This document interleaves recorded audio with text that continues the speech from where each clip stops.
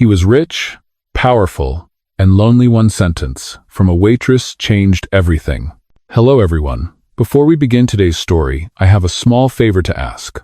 Please hit subscribe and turn on the notification bell so you never miss our channel's new videos. It is quick, free, and the best way to support us in bringing you more dramatic stories. Your support means the world to us. Where are you watching from? Drop your city or country in the comments below. Thank you very much. Now, let us return to our main character. The soft hum of conversation floated through the restaurant, mixing with the gentle clink of silverware and the low murmur of laughter. Warm, amber light spilled across white tablecloths, making every plate look like a small work of art. This was the kind of place people came to celebrate promotions, anniversaries, and lives that felt settled and successful. But Liam Carter did not feel any of that. He sat alone at a corner table, his back straight, his expression calm, his expensive watch hidden beneath the cuff of a plain jacket. To anyone passing by, he looked like just another man grabbing dinner after work. No entourage. No assistant. No sign that he was the billionaire founder of one of the largest technology firms in the country. Tonight, he wanted to be invisible. Across the room, Emma Reed hesitated just inside the entrance, her hand tightening around the small notepad she carried everywhere. The reflection in the glass caught her eye for a brief second. A second-hand dress, carefully ironed but slightly worn at the hem. Shoes that had seen too many long shifts. She swallowed and took a breath. She had promised herself she would not overthink tonight. Emma scanned the dining room, her heart beating faster with each step. Her friend had insisted she come. Just sit down, have one conversation, give life a chance, she had said. Emma whispered the table number under her breath, like a nervous habit. Table 7. Table 7. Her eyes landed on a man sitting alone, scrolling on his phone, a half-finished glass of water in front of him. Something about him felt calm. Safe. She smoothed her dress, squared her shoulders, and walked over before she could change her mind. "Hi," she said softly, forcing a smile. "You must be Kevin. I am Emma. It is nice to meet you." Liam looked up, surprised. For a brief moment, he considered correcting her. He opened his mouth, then closed it again. There was something unguarded in her eyes, something real. He nodded slowly. "Hi, Emma," he said. "Nice to meet you." She let out a quiet breath of relief and slid into the chair across from him. "Blind dates are awkward, right?" she added quickly, her words tumbling over each other. "My friend said you might be a little quiet, so do not worry. I talk enough for 2 people. A faint smile touched Liam's lips. He had not smiled like that in weeks.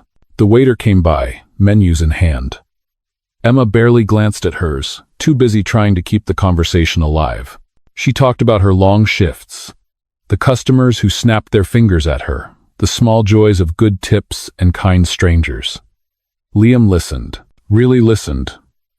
No one rushed him. No one asked for favors or pitched ideas. When he asked what she did, she shrugged lightly. "I am a waitress. It is not glamorous, but it pays most of the bills." "And you?" she asked, tilting her head. "I work in technology," he replied, keeping his voice neutral. She laughed. "That sounds complicated. I can barely get my phone to update." The conversation flowed more easily than either of them expected. For a moment, Liam forgot the board meetings, the lawsuits, the constant noise of power. He was just a man, sitting across from a woman who did not know his name, his net worth, or the weight he carried every day. Then Emma's phone buzzed. She glanced down, her face draining of color. Her fingers tightened around the screen as she read the message. Slowly, she looked back up at him. "You are not Kevin, are you?" she asked quietly. Liam met her gaze. "No," he said. "I am not. We have so our doubt too." Her eyes widened. Heat rushed to her cheeks. She stood abruptly, grabbing her coat. "I am so sorry. I sat at the wrong table. This is so embarrassing." Before he could stop her, she hurried toward the door, her heart pounding, her mind spinning. Liam watched her go, something unfamiliar tightening in his chest. For the first time in a very long time, the richest man in the room felt like he had just lost something that money could not replace. Emma did not stop walking until the sounds of the restaurant faded behind her. The city felt different once she was outside its warm lights. Colder, more honest. She hugged her coat tighter around herself as she headed toward the subway entrance, her thoughts replaying the evening against her will. The way she had talked too much. The way she had laughed. The way, for a brief moment, she had felt seen. And then the humiliation came crashing back. She shook her head as she descended the stairs, telling herself to let it go. People made mistakes.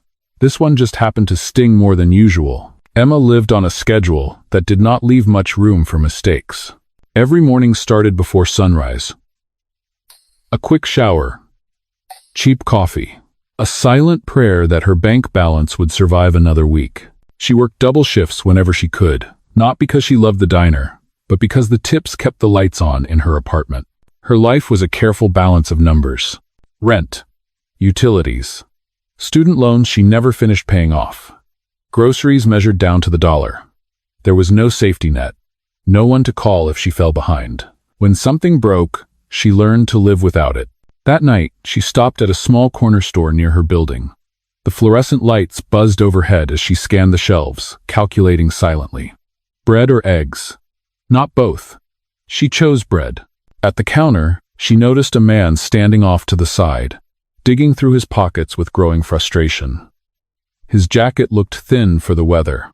His shoulders were tense, his movements hurried but controlled. "I am short," he said quietly to the cashier. "Just a few dollars. I can put something back." The cashier sighed, already reaching for the items to remove them.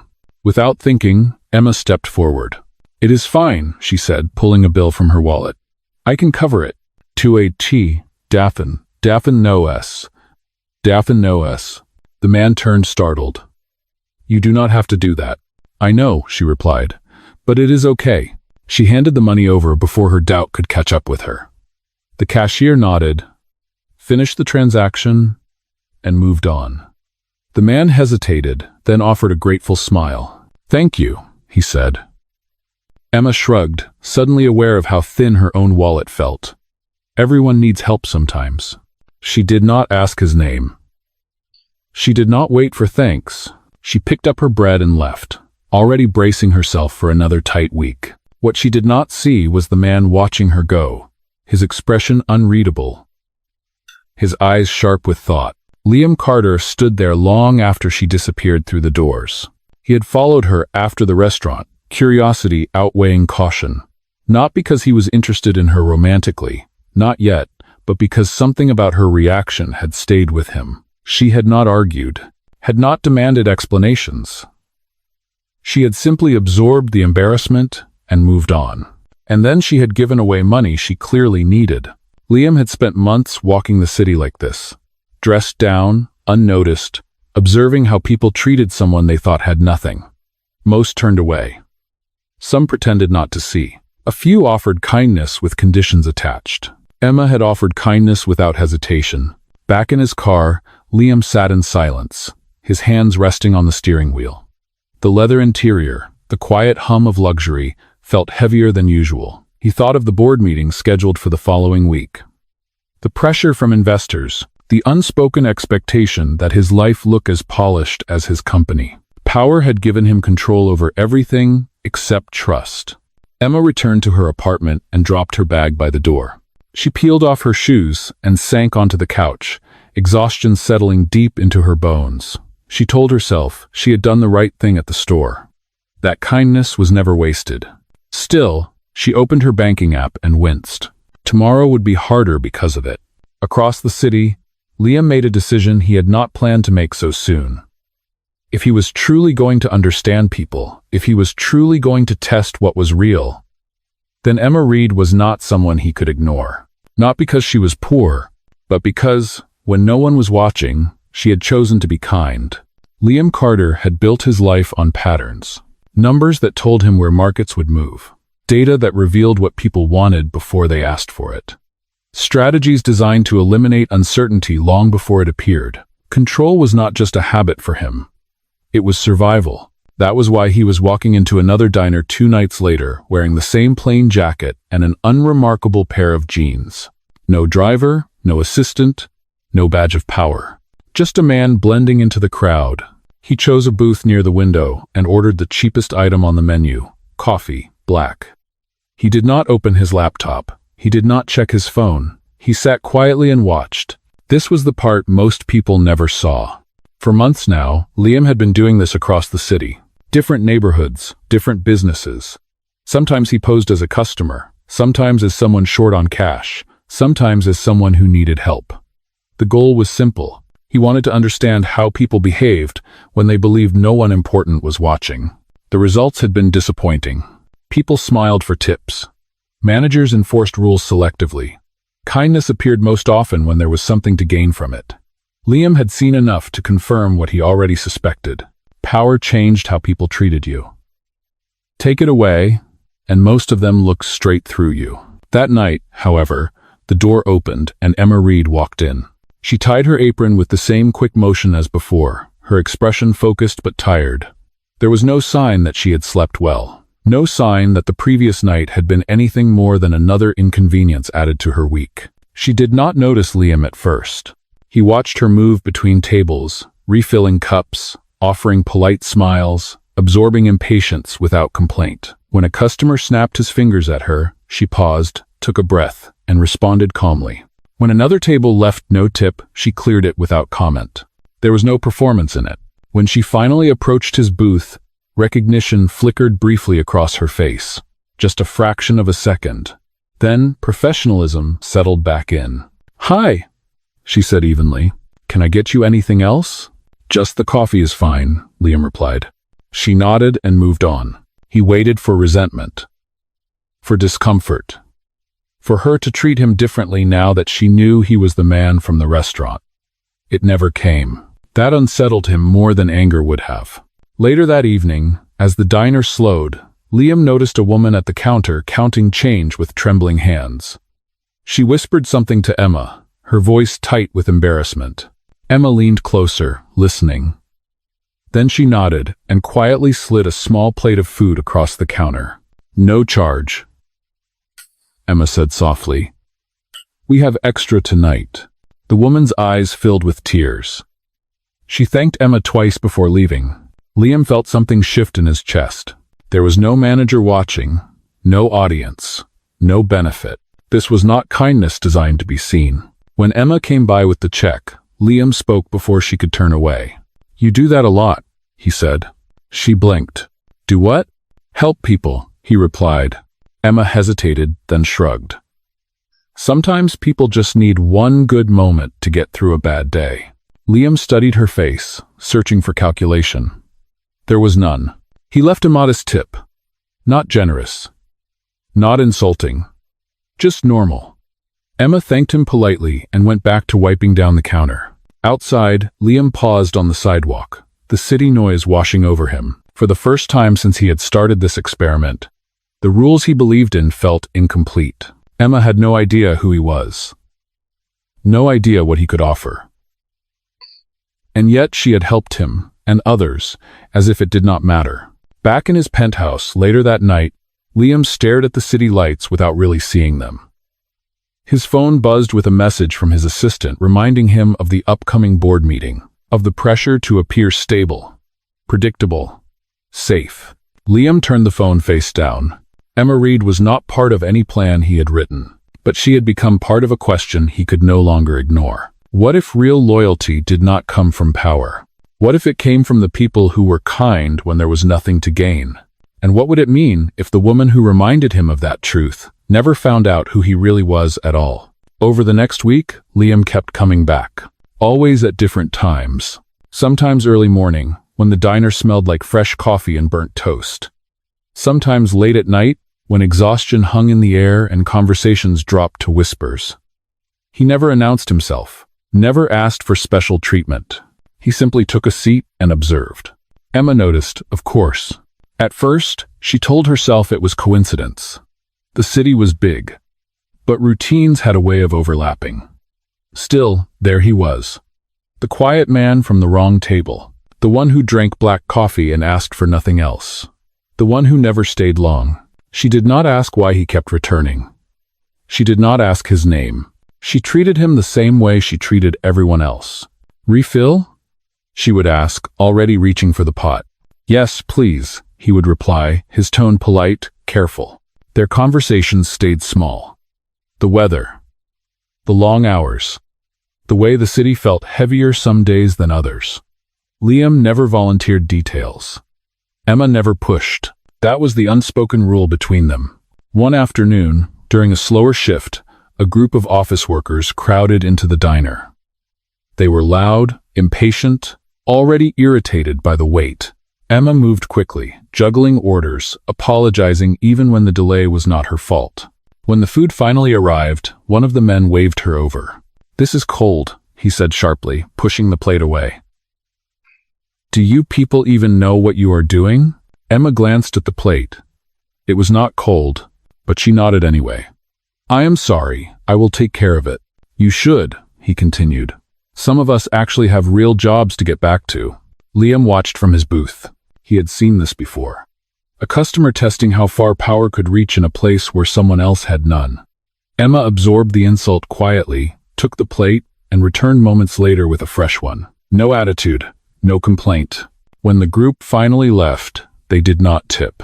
Emma cleared the table without comment. Liam felt anger rise in him, sharp and unexpected. He had built a company on the promise of efficiency and respect. Yet here was proof of how casually people discarded both. As Emma passed by, he spoke without thinking. "You did not deserve that," he said. She paused, surprised. Then she offered a small smile. "It is part of the job." "That does not make it right," he replied.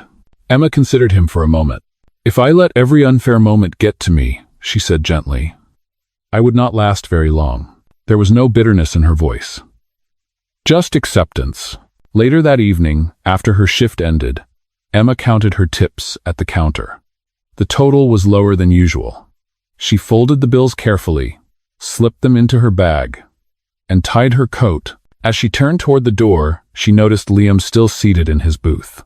"You are closing?" he asked. "Yes," she said.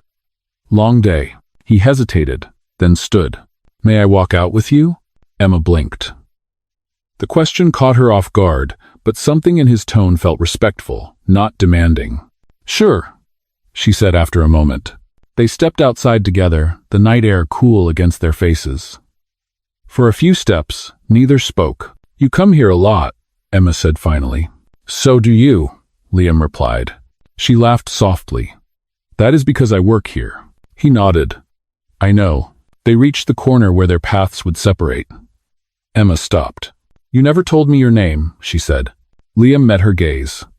For a split second, the truth hovered on his tongue. Then he made his choice. "It is Liam," he said. "Just Liam." Emma smiled. "Nice to meet you, properly this time." As she walked away, Liam stood still, watching her disappear into the subway entrance. He had crossed a line without meaning to. This was no longer just observation. No longer just an experiment. He had introduced himself, and somewhere deep down, he knew that every step forward from here would make the truth harder to hide. The real test came on a Friday night. The diner was packed, every booth filled, the line at the counter stretching all the way to the door. The air buzzed with impatience, the kind that showed up at the end of a long work week. Emma moved quickly, her notepad already smudged with ink, her feet aching long before the shift was halfway through. Liam sat at his usual booth near the window. He had not planned this. He had not arranged it. That was important to him. If this moment was going to mean anything, it had to happen without his influence. Halfway through the rush, the glass door swung open and a man stumbled inside, soaked from the rain. His clothes were worn, his hair unkempt, his hands shaking slightly as he pushed the door closed behind him. Conversations dipped for a moment, then resumed, lower and sharper. The man hesitated near the entrance, scanning the room like someone searching for permission to exist. A few customers glanced up, frowned, and looked away. The manager noticed him next. "Hey," he called out, his voice carrying across the room. "This is a paying customers-only place." The man swallowed. "I just need a minute," he said quietly. "I am waiting for someone." "That is not how it works," the manager replied, already walking toward him. You cannot loiter here. End quote. Emma saw the exchange from behind the counter. She froze for half a second, then stepped forward. He can sit at one of my tables, she said. I will take care of it. The manager turned to her, annoyed. Emma, we do not have time for this. We are slammed. I know, she said calmly. I will handle it. Liam watched every movement. The manager sighed. Fine. 5 minutes. Emma led the man to a small table near the back. She handed him a menu, then paused. Do you want some water? She asked. Yes, he said, his voice barely above a whisper. She brought him water, then returned a moment later with a bowl of soup. I did not order this, the man said, startled. I know, Emma replied softly. It is on me. Liam felt his chest tighten. Emma was not making a show of it. She was not looking around for approval. She moved as if this decision cost her something, and she accepted that cost without complaint. A woman at a nearby table leaned toward her friend and whispered loudly enough to be heard. Why do they let people like that in here? Emma pretended not to hear. The man finished the soup slowly, carefully, as if afraid it might disappear if he rushed. When he stood to leave, he reached into his pocket and pulled out a few coins. It is not enough, he said. Emma shook her head. It is fine. Please stay dry out there. As he left, the manager approached her again. You cannot do that, he said under his breath. You know the policy. Emma met his eyes. I know. I will take the write-up if I have to. The manager stared at her for a long moment, then walked away without another word. Liam sat very still. This was it. This was the moment where kindness usually stopped, where people weighed risk against reward and chose safety. Emma had chosen differently, even when it could cost her the job she needed to survive. When Emma reached Liam's table later with his check, her smile looked more tired than usual. Rough night? He asked. She nodded. Some nights are. You could have ignored him, Liam said carefully. She shrugged. I could not. Why? He asked. Emma thought for a moment. Because, if I pretend I do not see people when they are struggling, she said, I am afraid of who I would become. Liam paid and stood, his hands slightly unsteady. Outside, the rain had slowed to a mist. He paused under the awning, watching Emma through the window as she returned to work, already moving on to the next table, the next demand. He had come undercover to test people. Tonight, without knowing it, Emma Reed had passed every test he believed in, and in doing so, she had forced him to confront a truth he could no longer avoid. Real character revealed itself when there was nothing to gain, and the woman inside that diner had just shown him more leadership than most executives he knew. The reveal did not come with flashing lights or dramatic announcements. It came quietly, the way truth often does. 2 mornings after the incident at the diner, Emma woke to the sound of rain tapping against her bedroom window. She lay still for a moment, staring at the ceiling, calculating the day ahead. Another double shift, another night of tired smiles. She rolled out of bed and reached for her phone. A message waited from her manager. Can you come in early today? We are short-staffed. Emma closed her eyes, then typed back yes. She always did. By the time she arrived, the diner was already buzzing. She tied her apron, took a breath, and stepped into the rhythm of the day. Orders, coffee, refills, apologies. Life moved forward whether she was ready or not. Late that afternoon, as the lunch rush faded, a man in a dark suit stepped inside. He did not look like their usual customers. His shoes were polished, his posture confident. He scanned the room with purpose before approaching the counter. I am looking for Emma Reed, he said. Emma looked up, confused. That is me. The man smiled politely. My name is Daniel. I work with Liam. Her hand froze mid-movement. Liam? Yes, he replied. He asked me to give this to you. He placed a simple business card on the counter. Emma stared at it. Liam Carter, Chief Executive Officer, Carter Technologies. For a moment, the diner noise faded into nothing. This had to be a mistake. She picked up the card, her fingers trembling slightly. This is not funny, she said. If this is a joke, it is not, Daniel replied gently. He wanted to tell you himself, but he thought you deserved space first. Emma felt heat rise to her face. The quiet man, the coffee, the diner booth, the kindness she thought was shared between equals. He was not equal at all. That evening, Liam waited in a small community soup kitchen 3 blocks from the diner. He had chosen the location carefully. Neutral ground, no power imbalance, no luxury. When Emma walked in, her eyes scanned the room until they found him. He stood as she approached. "I did not lie about my name," he said quietly. "No," Emma replied. "You just did not tell me who you really were." They stood there, the space between them, heavier than it had ever been. "I did not plan for this," Liam said. "I came here to understand people, to see what was real when money was not visible." "And I was part of that?" Emma asked. "Yes," he answered, "but not as a test. You became something else." Emma crossed her arms, steadying herself. "You let me help you. You watched me give when I could not afford to." Liam nodded. "I did. And that is why I am here." He reached into his jacket and pulled out the same bill she had used at the corner store days earlier. "I kept it," he said, "'cause it reminded me of what I had forgotten." Emma shook her head. "You should have told me." "You are right," he replied. "And I am sorry." Silence settled between them, broken only by the sounds of volunteers moving around the kitchen. "I am not angry because you are rich," Emma said finally. "I am angry because you took my choice away. I would have treated you the same, but I should have known." Liam met her gaze. "I know, and I will accept whatever decision you make." She looked around the room, at the people being served, at the volunteers moving quietly with purpose. "This is real," she said. "This is where you should have brought me first." "I wanted to earn the right," he replied. Emma exhaled slowly. "Do not ever make me feel small again," she said. "Not with money, not with silence." "I will not," Liam said. "I promise." She nodded once. "Then we start with honesty," she said. "Nothing else." "Ambition." Liam offered a small smile. "Nothing else." For the first time since the truth surfaced, Emma felt her footing return. The man she had met at the wrong table was gone. What stood in front of her now was someone choosing to stand without hiding. And whether that would be enough was a decision she would make on her own terms. Emma did not see Liam for 3 days. That was not unusual in the city.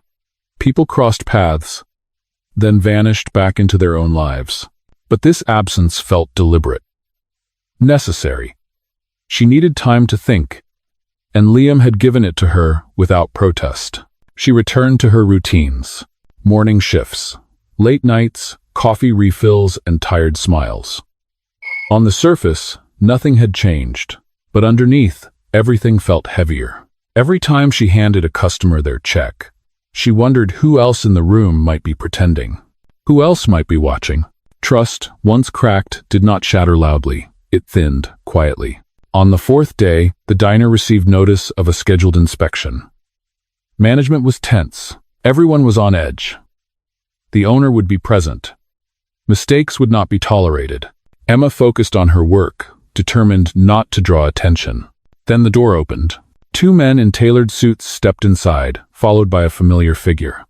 Liam walked in last, calm and composed, his presence immediately shifting the air in the room. Conversations slowed. Heads turned. Emma froze behind the counter. This was not neutral ground. This was her workplace. The manager rushed forward, his attitude changing instantly. "Mr. Carter," he said, smiling too quickly. "We were not expecting you." "I know," Liam replied evenly. "That is the point." Emma felt eyes on her. Confusion, curiosity, recognition dawning too late. Liam's gaze found hers across the room. He did not smile. He did not wave. He simply nodded, acknowledging her presence without claiming it. The inspection moved quickly. Policies were reviewed. Complaints discussed. When the manager began explaining the diner's strict stance on non-paying customers, Emma felt her stomach tighten. Liam raised a hand. "I am aware of the policy," he said. "I am also aware that an employee here recently violated it to help someone in need." The manager stiffened. "Yes, that will be handled internally. I would like to hear from her," Liam said. Every instinct in Emma told her to stay quiet. but she stepped forward. "I made that choice," she said clearly. "No one told me to." The room was silent.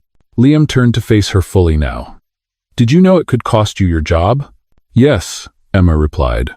"Why did you do it?" he asked. "Because it was the right thing to do," she said. "And because if I let fear decide for me, I would lose more than a paycheck." A murmur rippled through the room. The manager opened his mouth to speak, but Liam interrupted him. "There will be no disciplinary action," he said. "In fact, I am instituting a review of how staff here are trained to handle vulnerable situations." The manager nodded stiffly. Liam turned back to Emma. "Thank you," he said quietly. It was not a grand gesture. It was not an apology. But it was public acknowledgement. Still, Emma felt something break. After the inspection, Liam waited by the counter. "You did not have to come here," Emma said, her voice low. "I know," he replied, "but hiding would have been easier, and I promised honesty." She looked at him, really looked at him, and felt the weight of the room watching. "This," she said, gesturing around them, "is why I was angry. I did not want your power involved in my life." "I understand," Liam said. "And if you want me to step back, I will." Emma hesitated. "I do not want favors," she said. "I want fairness." "That is what I am offering," he replied. She nodded once. "Then this is where it stays. No special treatment. No private rescues." He's now the round. Liam accepted that. As he left, the diner slowly returned to its normal rhythm. But Emma knew something had shifted again. The truth was out now. Not just between them, but in the open. And with it came a new question she could not ignore. Could trust survive after being tested so publicly? She did not know the answer yet, but she knew one thing for certain. From this point forward, every choice would matter more than ever. The changes did not come overnight. That mattered to Emma. If Liam had tried to fix everything at once, she would have stepped back. If opportunities had appeared too quickly, they would have felt like favors. Instead, life continued at its familiar pace, slow and demanding, as if waiting to see whether his intentions would last. A week passed. Then another. The diner adjusted its policies quietly. A new guideline appeared on the staff bulletin board about handling vulnerable customers with discretion and dignity. No announcement. No credit given. Just a shift in tone that Emma noticed and appreciated. Liam stayed away. Not because he did not care, but because he was learning restraint. Power had always allowed him to move faster than others. This time, he chose to wait. One evening, Emma finished her shift and found an envelope taped to the inside of her locker. There was no logo, no expensive stationery, just her name, written neatly on the front. Inside was a handwritten note. "There is an opening at a community outreach program funded by Carter Foundation. It is a paid position. Training provided. No obligation. If you are interested, the address is below. If not, I will understand. No pressure. No timeline. No signature beyond a simple first name." Emma sat on the bench, the envelope resting in her hands. She had never imagined herself working anywhere else. The diner had been survival, not a dream. Still, the thought lingered. A job focused on helping people without sacrificing her dignity, without pretending charity was something to be ashamed of. She showed up the next afternoon. The building was modest, clean, busy with quiet purpose. Volunteers moved between rooms, organizing food boxes, answering phones, listening more than they spoke. No one rushed to greet her. No one asked her who she knew. That felt intentional. A coordinator named Sarah walked her through the program. Mobile food services, emergency support, training for people transitioning out of unstable situations. Emma recognized the faces in the photographs on the walls. People like the man from the diner, like the woman who had cried over a bowl of soup. "This is not about saving anyone," Sarah said. "It is about standing with them." The Sarah-saving talk of the Sada, with the Dacian Jess, the Nowing Satak of Aro. Emma nodded. At the end of the tour, Liam appeared in the doorway. Not in a suit, not as an executive, just Liam. "I wanted you to see it without me explaining," he said. She met his eyes. "This is real. Yes, he replied. It is run by people who care. I just fund it. Emma took a breath. If I say no, nothing changes? Nothing, he said. You keep your job, your life, this offer disappears. She appreciated that more than she wanted to admit. Over the next few days, Emma thought carefully. She ran the numbers, asked questions, slept on it. When she finally accepted, she did so quietly, without celebration. Her role started small. Outreach support, listening, learning. She was good at it, not because she had studied, but because she understood what it meant to feel unseen. Liam watched from a distance. He did not mentor her. He did not interfere. He let the program speak for itself. And for the first time in years, he felt something settle inside him that money had never managed to buy. Purpose.